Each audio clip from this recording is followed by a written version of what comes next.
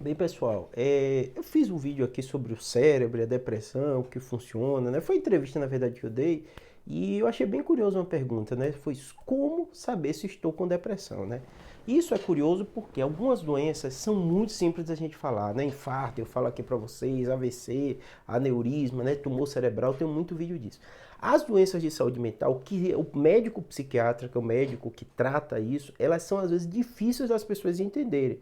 Até às vezes a gente que é médico, né, quando vai lidar com isso, você tem uma dificuldade grande de compreensão e tal, e até de abordar esse tema. Eu vou explicar para vocês como você saber aí de casa, né, com esse vídeo, né, saber se você tem algum desses critérios que é importante, você deve sim procurar um psiquiatra por isso, né?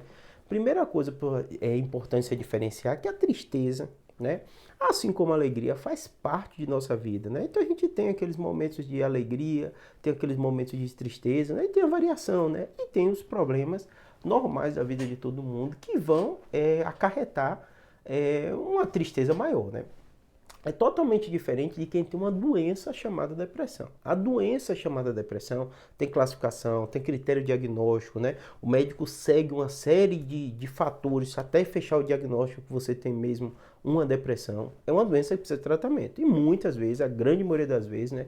Quando chega no médico psiquiatra, ele vai precisar de um tratamento, às vezes transitório, medicamentoso, né? Mas vou explicar para você quais são os sintomas, né? Primeiro, essa diferença da tristeza e da depressão. Tristeza momentânea, depressão é uma doença, né? O sentimento, né, de tristeza, sem dúvida nenhuma, está presente de forma crônica numa pessoa que tem depressão. Mas ele vem com os outros comemorativos, né? E muitos deles chegam para a gente, neuro, né? Porque às vezes o paciente acha que ele está com tumor, está com uma coisa grave, porque ele tem uma insônia. Então a insônia ou alteração do sono, né, dormir muito também pode ser, é uma queixa muito comum, né, e é um dos critérios utilizados para definir um paciente em depressão, né.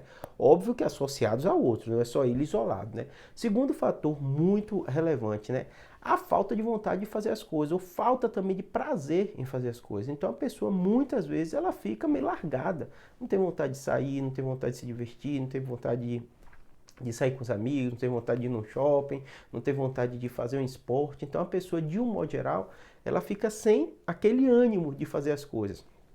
Mesma coisa, como falando de forma crônica, diferente de tristeza.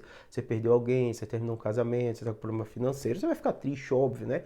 Vai durar um tempo, né? Vai tentar resgatar, né? Tentar melhorar a sua vida e tal. Mas é totalmente diferente de quem tem depressão, que pode ter um gatilho desse, mas isso ocorre, esses sintomas, de forma mais crônica, né?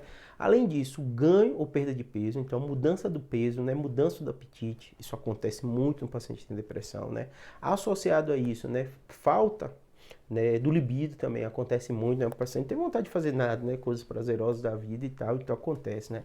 É muito comum as pessoas buscarem, quem tem depressão, em substâncias, né, químicas, que aí pode ser as drogas lícitas ou ilícitas, então o álcool é muito comum, o paciente criar também essa dependência do álcool, ele vai buscando alguma coisa que vai dar um certo prazer nele, sem dúvida nenhuma, essas substâncias químicas, elas podem num determinado momento ali curto, dá uma melhorada na sensação do paciente, mas isso depois vai ter um prejuízo muito grande, por isso que não deve recorrer, né? Nem drogas lícitas, nem listas como tratamento, né? Ou tentar se sentir melhor se você tem um quadro depressivo, né? Além disso, né, é muito comum o paciente ter uma sensação de que a vida dele não vale a pena. É diferente de pensar ou cometer suicídio. Muitas vezes o paciente tem de forma crônica a sensação de que não vale a pena a vida, não está valendo a pena as coisas que ele está fazendo, era melhor se ele morresse.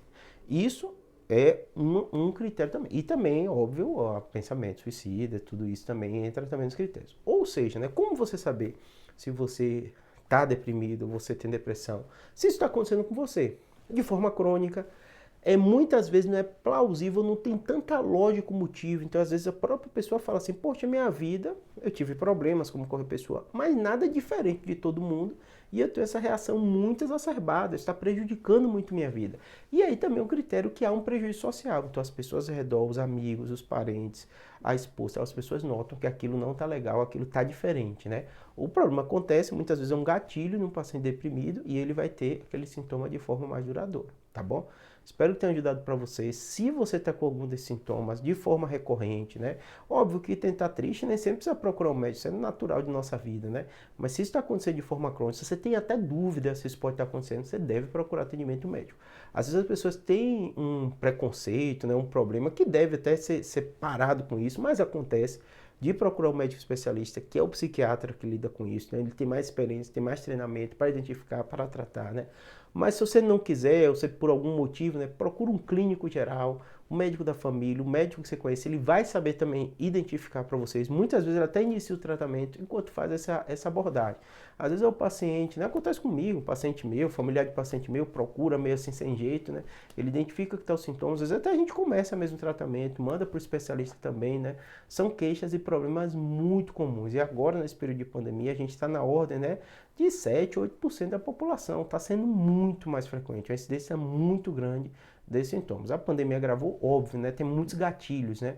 E a gente sabe que tudo que a gente viveu de perda de tudo isso exacerbou muito, né? E além disso, a falta de procurar o médico, né? Já que estava todo mundo, né, com a vida meio parada, né, crise econômica, financeira, tudo isso, e além disso, né, a perda de pessoas que você ama com Covid, né, então se você está com algum sintoma desse, procure sim ajuda, tá bom? Aí você vai criar a estratégia de qual a melhor ajuda, converse com alguém, nem que seja com um amigo, com um parente, né, não quer procurar o médico de cara, mas provavelmente você vai precisar dessa ajuda, tá bom? Espero que tenha ajudado, abraço.